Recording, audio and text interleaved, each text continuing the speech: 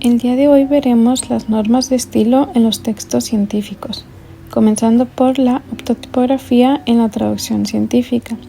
La ortotipografía estudia la combinación de la ortografía y la tipografía y concreta la forma en que la primera se aplica en obras impresas. Para distinguir entre ortografía y ortotipografía, Martínez de Sousa recurre a la noción central de ortografía usual, definida como la parte de la gramática que establece los principios normativos para la recta escritura de las palabras de una lengua, su división a final de línea y el empleo adecuado de los signos de puntuación, la tildación, las mayúsculas, etc. Entendida como categoría amplia, la ortografía se divide en ortografía usual y ortografía técnica. La ortotipografía u ortografía tipográfica forma parte de la ortografía técnica, de acuerdo a Martínez de Sousa. Según él, la ortotipografía se ocupa del estudio y la aplicación de las reglas de escritura tipográfica.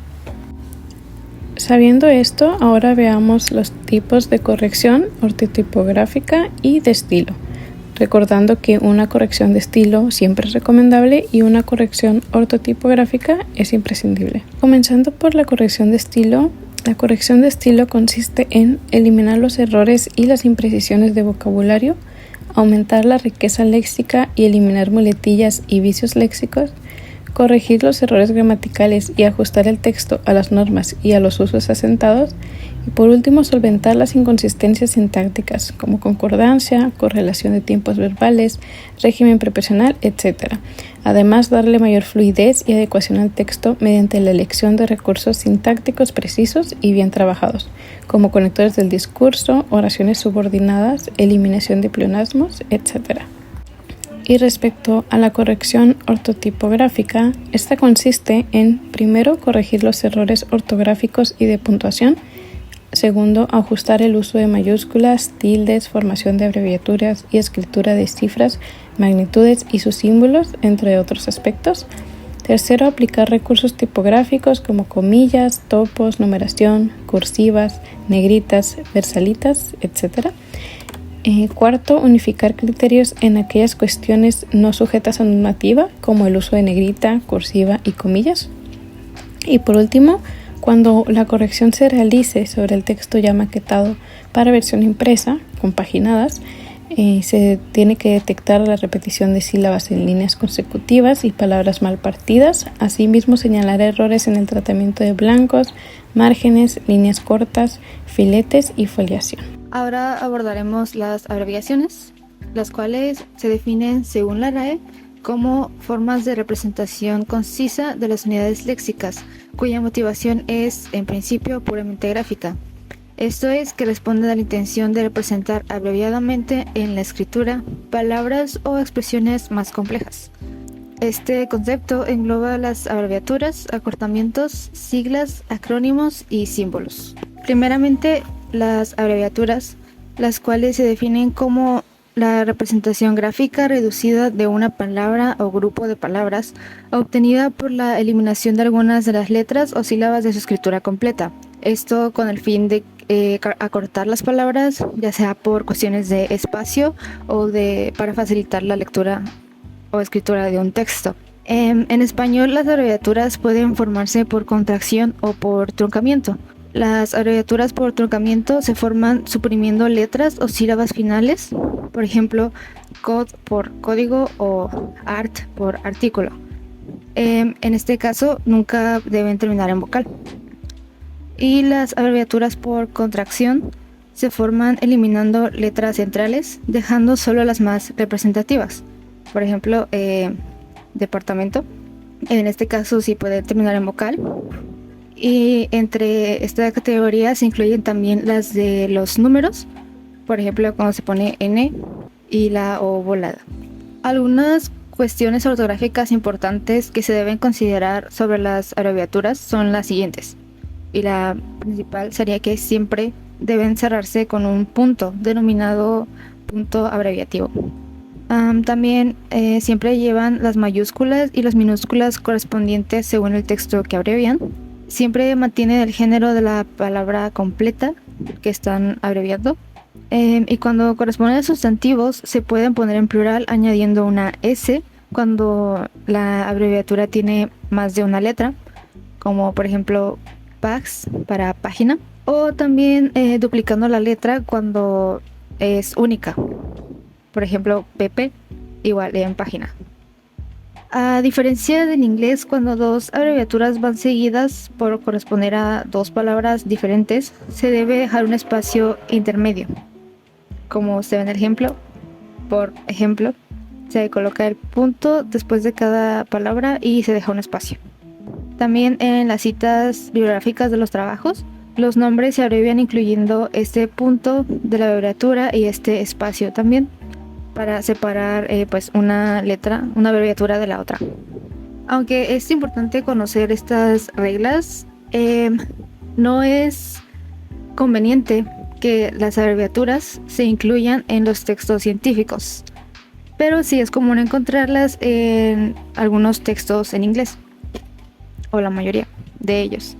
Sin embargo, los textos científicos presentan una excepción importante a esto, ya que es posible encontrar abreviaturas en las tablas y en las figuras simplemente por cuestión de ajuste de espacio, como mencionaba al principio. En este caso sí se admiten para conservar una justificación, el tamaño de las tablas, etc. Y bueno, al encontrarnos con estas abreviaciones, se deben mantener abreviadas en la traducción al momento de traducirlas, porque sí se deben traducir, no se deben quedar en inglés. Al momento de traducirlas tenemos que mantener la abreviación correspondiente en el idioma y pues deben escribirse siguiendo estas normas antes vistas. Continuando con los acortamientos, estos consisten en la eliminación de las sílabas finales de palabras que se consideran demasiado largas y cuyo uso frecuente hace que sea más cómodo mencionarlas abreviadamente.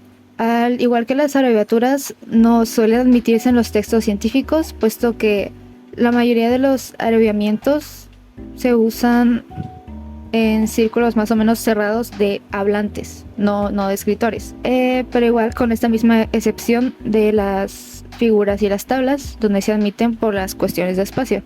Se diferencian de las abreviaturas porque los acortamientos o abreviamientos no llevan el punto abreviativo al final. Fuera de ello, las consideraciones son las mismas, minúsculas y mayúsculas según el texto que abrevian, mantienen el género de la palabra completa y los sustantivos se pueden poner en plural añadiendo una S. Pasamos a las siglas y los acrónimos. Por un lado, las siglas se definen como yuxtaposiciones de iniciales de un enunciado o un sintagma que dan lugar a una formación léxica distinta. Se llama sigla tanto a la palabra formada por las iniciales de los términos que integran una denominación compleja como a cada una de esas letras iniciales. Hasta no hace mucho, las siglas se empleaban casi exclusivamente en los nombres de instituciones, empresas u organizaciones, pero actualmente han pasado a utilizarse de manera más generalizada para abreviar expresiones complejas que designan conceptos, objetos, sistemas, etc. Y en el caso de los acrónimos, se definen como un conjunto especial de siglas cuya estructura se acomoda a los patrones silábicos característicos del español, lo que favorece su lectura normal por sílabas. Es muy parecido, solo que pues el uso de los acrónimos surgió debido a que la forma en que se abreviaban las siglas pues no siempre era legible, así que se empezaron a añadir letras intermedias, de nuevo pues siguiendo los patrones silábicos del español. Algunas cuestiones a considerar son que al encontrarlas en un texto, la primera vez que se usan en este texto deben ir acompañadas de su desarrollo entre paréntesis. Esto para dar conocimiento al lector de a qué se refieren estas siglas que van a aparecer a lo largo del texto. Deben escribirse con mayúsculas, sin puntos ni espacios entre cada letra. Deben ir precedidas de un artículo y toman el género del sustantivo principal que dio lugar a la sigla. A diferencia del inglés, nunca se pluralizan en español. Se puede indicar el número con el artículo que precede a la sigla. Existen algunas siglas que se han lexicalizado, así que se escriben siempre, depende del caso, la primera con mayúscula y el resto con minúscula, por ejemplo CAMSA o UNESCO, o todas las letras en minúscula respetando las reglas de acentuación, por ejemplo talgo, sida, radar, láser, etc. Los acrónimos se leen tal como se escriben y las siglas deben deletrearse nombrando cada una de las letras que las forman. En cuanto a cuestiones sobre su traducción, las siglas solo deberán traducirse cuando tienen una forma oficial reconocida en el español o cuando el concepto afecta por igual sin importar el idioma o contexto de un país. Podríamos decir, por ejemplo, SIDA por su equivalente AIDS, OTAN por NATO o incluso, algo debatible, ADN por DNA. En cualquier otro caso, las siglas permanecen invariables, pero como mencionaba, es un poco debatible ya que existen muchas siglas que llegan a considerarse signos invariables por algunas organizaciones internacionales, pero carecen de un total acuerdo, como sería el ejemplo que mencionaba de DNA y sus variantes, RNA, tRNA, mRNA, etc. En estos últimos años se han utilizado como signos invariables por la mayoría de organizaciones internacionales, así que queda a consideración del traductor y el tipo de texto y tipo de público al que se está dirigiendo el texto o la traducción. Y por último, en el caso de los símbolos o signos, son abreviaciones normalizadas que se usan en la ciencia y en la técnica. Son consistentes en un signo o una o más letras, mayúsculas o minúsculas, con los que se representa una palabra o sintagma sin punto abreviativo. Hoy en día existen símbolos para representar las lenguas, las monedas, los nombres de los países, los puntos cardinales, los elementos químicos y el sistema internacional de unidades. Los símbolos tienen un valor interpretativo internacional, esencialmente invariable, ni siquiera se pueden poner en plural, y están sujetos a las normas de abreviaciones de las academias o los institutos de cada país. Las letras griegas. Estas suelen aparecer en disciplinas como la física, la medicina, matemáticas, química y también en lingüística. Sin embargo, muchos autores, traductores y científicos no reciben información adecuada sobre su uso correcto, lo cual suele generar errores ortotipográficos y de codificación. Estilo tipográfico. Como regla general, cuando un símbolo es una letra griega, no debe ir en cursiva, sino en el estilo normal, ya sea romano o redondo. Esto contrasta con variables latinas que sí suelen presentarse en cursiva, aunque esto cuenta con una excepción. Las letras griegas solo se escriben en cursiva cuando sean parte de una convención matemática o física específica que así lo requiera. En cuanto a los errores más comunes en su uso, el primer error más común es la sustitución de una letra griega por una latina. Por ejemplo, en lugar de la beta griega se suele sustituir mucho por la B latina o incluso la EZ alemana. Otro carácter que se suele sustituir mucho es el mu griego por una U o el delta por una D, debido a su similitud. Otro error muy común es, por ejemplo, escribir el nombre de la letra en lugar del símbolo. Por ejemplo, escribir alfa en vez de colocar el carácter alfa, o igual escribir beta en vez de poner el carácter beta. Es más recomendado utilizar siempre la letra griega auténtica y no su transliteración ni su nombre completo. La importancia de la representación digital correcta. ¿Por qué no se pueden sustituir las letras griegas por latinas? Aunque el ojo humano, algunas letras griegas parezcan iguales a las letras latinas, como ya lo he mencionado antes, alfa se parece mucho a la letra A, o beta se parece mucho a la letra B. Es erróneo sustituirlas por letras latinas. En el mundo digital de las computadoras no son iguales. Es entonces que resulta importante investigar el código de cada letra para colocarla en nuestro texto en caso de no contar directamente con un teclado griego. Y esto se puede investigar con el sistema Unicode, el cual proporciona un número único para cada carácter, sin importar la plataforma, el programa o el idioma. Así que este sistema resulta muy útil no solo para los caracteres griegos. Y aquí les puedo presentar los códigos Unicode de las letras griegas que se suelen usar más comúnmente. En cuanto a la ortotipografía, las letras griegas deben de escribirse con el mismo tipo de fuente que el texto principal. Algunas de las fuentes compatibles con caracteres griegos son, por ejemplo, Times New Roman, Arial Unicode o Georgia.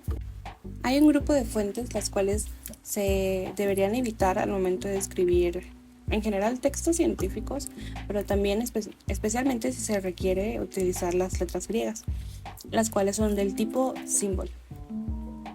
Este tipo de fuentes suele causar problemas de compatibilidad entre sistemas, también suele causar dificultades en las búsquedas electrónicas, al igual que conflictos de códigos al procesar archivos. Es por esto que resulta importante utilizar una fuente la cual, más allá de que sea compatible con las letras griegas en caso de que se utilicen en nuestro texto, también es importante para mantener la legibilidad y que sea más fácil encontrar nuestro texto en caso de ser publicado. Por supuesto, hay veces en las que dentro de un texto se suele escribir el nombre del carácter en vez de directamente el carácter, pero también hay que investigar qué es lo que recomiendan algunos escritores. Por ejemplo, el manual de estilo del MAA, American Medical Association, prefiere el uso de las letras griegas directamente en lugar de las palabras, en lugar de escribir el nombre. Por ejemplo, para términos químicos casi siempre se prefiere el uso de las letras griegas si es que el término la lleva. Al igual, en cuanto al uso de mayúsculas, se recomienda que tanto, por ejemplo, si algún término empieza con un carácter griego, se recomienda que tanto el primer carácter griego como la primera letra no griega se escriban ambas en minúscula. Y continuando con los términos que empiezan con una letra griega como prefijo, la manera en que se van a alfabetizar estos términos es con la primera letra no griega de la palabra, sin importar si la letra griega empieza a la palabra como prefijo. Por ejemplo, las alfa-fetoproteínas, este término se alfabetizaría en la letra F, a pesar de que empieza con el carácter alfa. Empleo de mayúsculas y minúsculas en los textos especializados. Versalitas. La RAE las define como una variante tipográfica que representa la forma de la mayúscula en una altura similar a la de una minúscula. En el libro de Estilo de la Justicia se explica su función como un resaltante tipográfico que no añade ninguna connotación distinta y se detallan algunos usos específicos. Estos pueden ser como los títulos de capítulos, apellidos en una bibliografía, reproducción de fragmentos en mayúsculas tipo documental, entre otros. Las versales, también llamadas versal o letra alta o caja alta, es simplemente lo que conocemos como una mayúscula. Su uso está regulado en muchos casos. Esto puede ser un inicio de una oración, un nombre propio, alguna sigla, entre otros. Como ejemplo están los textos antiguos, especialmente la poesía, donde era costumbre iniciar cada verso con una mayúscula. Hoy en día eso es un poco arcaico y solamente se mantiene si se reproduce paleográficamente o por intención explícita del autor. El uso de versales y versalitas en textos especializados. En ámbitos como tipografía científica, diseño editorial y textos jurídicos o administrativos, la versalita se usa para resaltar sin romper la uniformidad visual del texto. En la escritura de números romanos se utiliza las versales, excepto si se refieren a nombres propios o a expresiones denominativas que deban escribirse con alguna mayúscula. Y en los apellidos o la identificación de la autoría de las referencias bibliográficas. Esto pueden ser con versalitas. El uso de mayúsculas y minúsculas en inglés y español. En las semanas y en los meses en español se escriben en minúsculas, mientras que en inglés se utiliza la primera letra en mayúsculas. En los idiomas religiones y nacionalidades. En español se escriben de manera minúscula todas, y en inglés la primera letra es mayúscula. En títulos de obras como libros, películas o artículos, entre otros, solo se usa en mayúscula la primera letra de la primera palabra y de los nombres propios. Y en inglés, por lo general se utiliza lo que se llama el title case o el capitalizado, que es en la mayoría de las palabras justificadas, incluyendo aquí sustantivos, adjetivos o verbos. En los pronombres personales, el pronombre yo solo se capitaliza al comienzo de una oración, mientras que en inglés el pronombre I siempre se escribe con mayúsculas, sin importar en qué posición de la oración esté.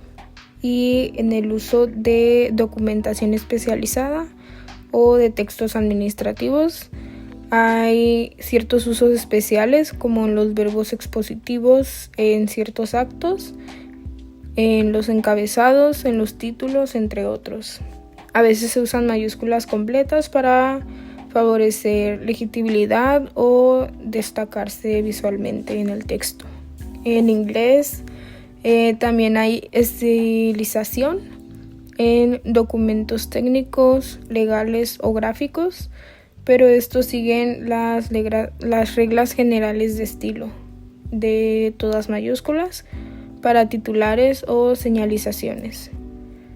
También siguen las guías de estudio como en Chicago, APA o MLA, que estas regulan qué tan frecuente o aceptable es el uso. Particularidades en el uso de preposiciones en español e inglés. Las preposiciones son elementos gramaticales que sirven para unir palabras dentro de una oración y expresar relaciones de lugar, tiempo, causa, finalidad y modo.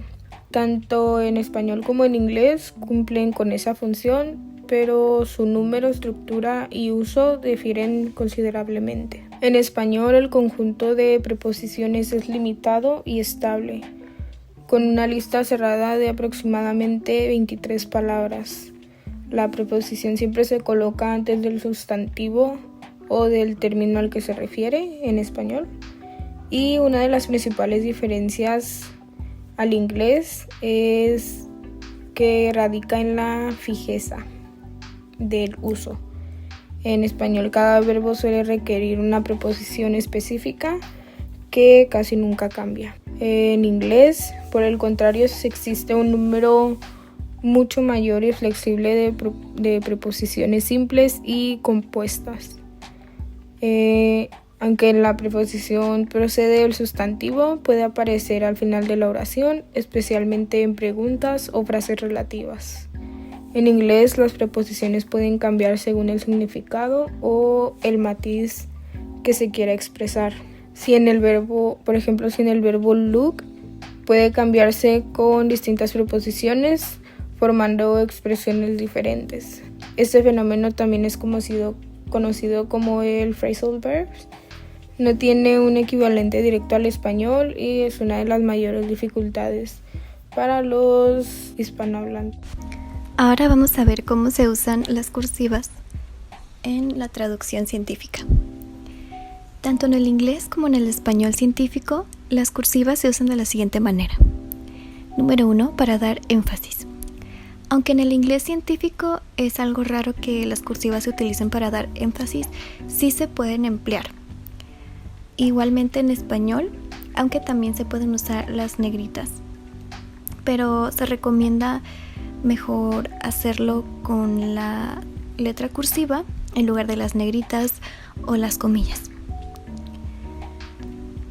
Y también es importante recalcar que para dar énfasis a una palabra en un texto científico nunca se deben utilizar las letras mayúsculas. En segundo lugar, las cursivas se utilizan para nombrar genes. En esta tabla tenemos unos ejemplos. Por ejemplo, el gen LAC-Z está traducido de manera incorrecta en la primera columna porque lo ponen con letra redonda, pero a nuestra derecha en la columna de traducción correcta el gen LAC-Z lo ponen en cursiva. Pero abajo sucede algo muy curioso, porque las proteínas no cumplen con esta regla. Las proteínas se mantienen en letra redonda. Es por eso que la traducción de la proteína ABC es incorrecta si la ponemos en cursiva, como muestra la tabla. La traducción correcta es mantener el nombre de la proteína en letras redondas. Es importante no olvidar este detalle entre las proteínas y los genes. En tercer lugar, las cursivas se usan para señalar latinismos. Primero que nada, es importante distinguir entre aquellos vocablos latinos que son aceptados en nuestra lengua, en el español, y aquellos que se consideran expresiones en una lengua extranjera. Por ejemplo, los vocablos aceptados son palabras como memorándum, ad hoc, curriculum vitae, a posteriori, etc. Y estos son los vocablos que se mantienen con letra redonda. Pero los vocablos no aceptados, como por ejemplo in silico, estos sí se ponen en letra cursiva porque se consideran como vocablos extranjeros. Entonces hay que seguir esta regla. Y en cuarto lugar tenemos una regla mucho más estricta y muy específica dentro del campo de la ciencia, porque se refiere a las enzimas de traducción. Claros 2008 menciona que hay que marcar las primeras 3 letras de las enzimas de restricción porque estas derivan del nombre de la especie que se escribe en cursiva. Es por eso que en el pizarrón que se encuentra a la derecha, las primeras 3 letras de estas enzimas se encuentran en cursiva. Solamente las primeras 3. Así que hay que tener mucho cuidado con eso. Y aunque, como mencioné, es una regla bastante específica, es importante considerarla cuando se está tratando temas como biología o temas relacionados con los animales y los microorganismos. Y como última regla dentro de las muchas que hay, pero las que vamos a mencionar aquí, tenemos las cursivas dentro de las categorías taxonómicas. Según Claros 2008, el género y la especie de cualquier organismo debe escribirse en cursiva. Lo que nosotros conocemos como el nombre científico, como el de estos animales que se encuentran en la diapositiva y el de esta planta. Esta regla es muy importante seguirla porque la taxonomía se rige por normas que controlan la creación de los nombres científicos y que ya están aceptadas internacionalmente por la comunidad científica. Y de hecho, Claros nos menciona que estas reglas se encuentran en el Código Internacional de Nomenclatura Botánica, conocida por sus siglas CINB. Entonces, aunque sea una regla muy específica, de nuevo es importante seguirla. Y dentro de esta misma regla de las categorías taxonómicas también es importante recalcar que los nombres que están en latín también se ponen en cursiva, parecida a la regla que ya vimos anteriormente. Es decir, estos términos que hacen referencia a las clasificaciones taxonómicas como la clase, la familia, en orden. Estos deben de escribirse siempre en mayúscula y en cursiva cuando estén en latín, como en nuestro lado izquierdo de la tabla, como eucariote, metazoa, vertebrae. Pero cuando se escriben en español, también se utiliza en mayúsculas, pero no utilizamos cursivas. Por ejemplo, eucariota, metazoos, vertebrados. Y esas son algunas de las reglas sobre cómo utilizar las cursivas correctamente dentro de los textos científicos, que vamos a traducir mayormente del inglés al español. Y ahora, como siguiente tema dentro de la traducción de textos científicos se encuentra la traducción de antropónimos, que si bien vemos en la siguiente diapositiva suena como algo muy difícil, pero en realidad es algo muy sencillo, porque los antropónimos son los nombres con los que se identifican a las personas, es decir, son nombres de personas, como dice el nombre, antropónimos, incluyen nombres de pila, apellidos y apodos. Y su redacción va a depender del registro de formalidad que se quiera alcanzar en nuestro texto. Puede variar, pero en el caso de los textos científicos siempre se busca un registro muy formal. Entonces, los autores, Fuentes et al., recomiendan utilizar siempre los 2 apellidos y el mismo grado de formalidad. Esto con el fin de evitar algún tipo de discriminación del lenguaje, se evitan ambigüedades. Y volviendo al tema de los apellidos, Estos mismos autores en su manual de traducción de textos científicos nos dicen que los nombres de pila y los apellidos nunca se van a traducir. A excepción puede ser de los casos de familias reales, de los papas o autores clásicos. Pero en el caso de los apellidos extranjeros siempre se ha de respetar la acentuación original, aunque la persona interesada nos exprese de manera explícita lo contrario. Y justamente hablando de la traducción de nombres de pila o apellidos, esto cambia en el contexto de personajes históricos, ya que si nos encontramos con un texto científico que trata de historia, puede ser posible que nos encontremos con los nombres de personajes o figuras relevantes en la historia, y lo que se recomienda es reemplazar estos nombres por sus versiones conocidas en el español. Por ejemplo, Buda, esa doble D no la utilizamos en español, nosotros lo conocemos como Buda. Sócrates, en este caso en específico, está con K y sin acento, lo mismo con Judas Tadeo, Napoleón o Aristóteles, entre muchas otras figuras internacionales históricas. Su nombre se debe mantener y se debe reemplazar por la versión en español, excepto esta autora menciona que, por ejemplo, en el caso de figuras históricas, por ejemplo Shakespeare o Hegel, sus apellidos se mantienen así. Pero a veces tenemos que considerar otros factores que son externos a la traducción. Por ejemplo, este fragmento de un texto en alemán está hablando acerca de temas religiosos que, si bien de por sí ya sabemos que tienen una connotación un poco sensible, el contexto histórico es importante, porque en este ejemplo, en esta traducción que se encuentra en la parte de abajo, se realizó en España en el año 1950, cuando estaba todavía el fenómeno, la dictadura del franquismo en España, que estaba muy vinculada con la Iglesia Católica, el nacionalcatolicismo. Entonces, en esta traducción, como nos damos cuenta, se omite el nombre de Jesús que está en el texto original.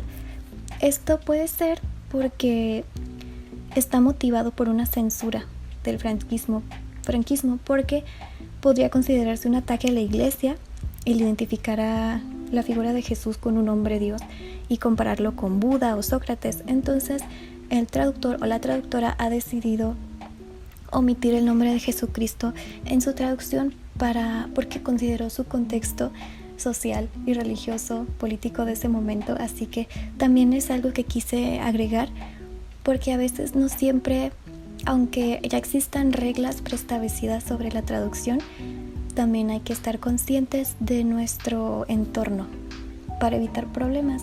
Y aunque la traducción de antropónimo suene como algo muy sencillo e incluso algunas personas no lo consideren traducción, la misma autora Cuellar menciona que sí lo es, porque la traducción es la actividad que hace el traductor de reflexionar y decidir qué es lo que va a hacer con ese pequeño nombre que, aunque parezca insignificante, puede tener un impacto muy grande en el texto, como acabamos de ver en este ejemplo. ¿Qué es la articulación de sustantivos? Esto se refiere al uso estratégico de sustantivos, especialmente abstractos o técnicos, para construir conceptos complejos, condensar información y estructurar el discurso académico. Esto es muy común y valorado en la escritura científica, aunque requiere equilibrio para así no afectar la claridad general del texto. Algunos tipos comunes de la articulación sustantiva son, por ejemplo, la densidad nominal, la cual es una acumulación de varios sustantivos seguidos sin conectores explícitos. Por ejemplo, modelo, evaluación, calidad, proceso educativo. Una manera de reestructurar esto para que sea un poco más claro sería modelo de evaluación de la calidad del proceso educativo. Sin embargo, el primer ejemplo que di, la primera frase sería considerada como densidad nominal. También está la nominalización, la cual consiste en transformar verbos o adjetivos en sustantivos para así darle tal vez un poco más de formalidad. Por ejemplo, la frase analizar los datos podría ser cambiada como el análisis de los datos. Y es aquí donde sucede esta transformación. Y también está el uso de sustantivos abstractos. Como mencioné al inicio, algunas de las funciones principales en los textos científicos de la articulación de sustantivos es, por ejemplo, condensar las ideas complejas. Y esto permite expresar relaciones conceptuales sin recurrir a oraciones más extensas. También ayuda a formalizar el discurso. Y esto es característico del estilo impersonal y objetivo de la ciencia y pues de sus textos. También ayuda a jerarquizar el conocimiento. Esto da estructura lógica al texto, definiendo categorías, procesos y resultados. También existen algunos riesgos que se pueden reflejar en el texto al momento de utilizar esta acumulación de sustantivos. Por ejemplo, si hay un exceso de densidad nominal, puede que el texto sea un poco difícil de comprender. Por esto es importante darle varias lecturas al texto para así, por ejemplo, identificar en dónde puede estar sucediendo esto y tal vez reducir la cantidad de estas acumulaciones de sustantivos y en lugar de esto, tal vez escribir preposiciones, artículos o adjetivos explicativos. Un problema también se puede reflejar en la ambigüedad en las relaciones sintácticas y al igual es importante leer el texto y para así poder identificar qué frases se pueden reordenar para mostrar claramente qué modifica qué y elegir estratégicamente en dónde es más importante utilizar esta construcción de sustantivos. Es entonces que se puede decir que la articulación de sustantivos es una estrategia muy importante en la escritura científica, ya que aporta formalidad, precisión y coherencia. Sin embargo, es importante controlar su uso, ya que esto para mantener la claridad del texto para el lector. Ahora les voy a hablar sobre el empleo de adverbios. En este caso me voy a concentrar en los adverbios de modo. Primeramente, como ya muchos sabemos, en inglés existen los adverbios que acaban en li y pues es su equivalente en español, que son los adverbios acabados en mente. En inglés estos adverbios se pueden emplear sin problemas, incluso pueden ir varios seguidos en la misma frase, pero en español esto no es posible y no se debe abusar del uso de estos adverbios. Incluso hay una regla que dice que cuando hay que poner 2 de estos adverbios seguidos, la terminación mente solo va en el segundo. Como ejemplo, esta frase, llegó raudaz y velozmente. Aquí nada más tenemos la terminación mente en el segundo adverbio. En los textos científicos es muy probable que esta regla no se sea permitida. Incluso como mucho solo se puede traducir uno de esos adverbios con la terminación mente, mientras que el otro lo tenemos que pasar a una de estas alternativas que tengo aquí. Primeramente tenemos la de forma más el adjetivo. Aquí les puse un ejemplo como similarly para no pasarlo como similarmente. Podemos usar esta alternativa que es de forma similar, o con frequently para no poner frecuentemente. Podemos usar con más un sustantivo que sería con frecuencia. Aquí tengo un ejemplo con una oración donde hay 2 adverbios terminados en li juntos, que es been substantially evenly distributed. Lo podemos pasar como que se distribuye esencialmente de forma uniforme, utilizando aquí una de las formas alternativas que les di para poner el adverbio, o bien que esencialmente se distribuye con uniformidad, utilizando también otra de las alternativas que puse aquí. Esto es para evitar pues más que nada que se esté repitiendo en mente. Luego tenemos varias traducciones específicas y para no ser como repetitivos al momento de estar traduciendo los adverbios en los textos científicos, hay unos casos que tienen traducciones más específicas, como por ejemplo algunas de estas palabras. Tenemos primeramente commonly, que para evitar traducirlo como comúnmente, lo que podemos hacer es poner lo más habitual o con frecuencia. Daily, al día o cada día. Generally, por lo general. Separately, por separado. particularly, en concreto, en particular, microscopically, al microscopio, o chromatographically, por cromatografía. También es muy frecuente que en inglés la vía de administración de una sustancia farmacéutica se redacte mediante un adverbio de modo. En lugar de nosotros poner el adverbio de modo como orally, poner oralmente, la mejor traducción sería una expresión de tipo por vía más adjetivo. O bien también cambiar la frase solo para que sea solo necesario poner el adjetivo. Aquí hay varios ejemplos, como ya mencioné, orally, en vez de oralmente pondríamos por vía oral, intradermically inoculated, inoculado por vía intradérmica, topically acceptable excipient, excipiente aceptable por vía tópica o para la administración tópica, o parentally administered drugs, fármacos de administración parental o por vía parental. También es muy frecuente que los adverbios de modo se utilicen en el contexto científico para indicar un punto de vista, un contexto o la manera por medio de la cual se ha hecho algo. Por ejemplo, structurally related drugs, fármacos relacionados desde el punto de vista estructural, o pharmaceutically acceptable salts, sal aceptable con los criterios farmacéuticos, aunque igual se usa mucho el calco sal farmacéuticamente aceptable. Por último, tenemos también las locaciones adverbiales, que en inglés es muy común encontrarlas después del verbo, pero en español casi siempre van al comienzo de la frase y separadas por una coma del resto de la oración.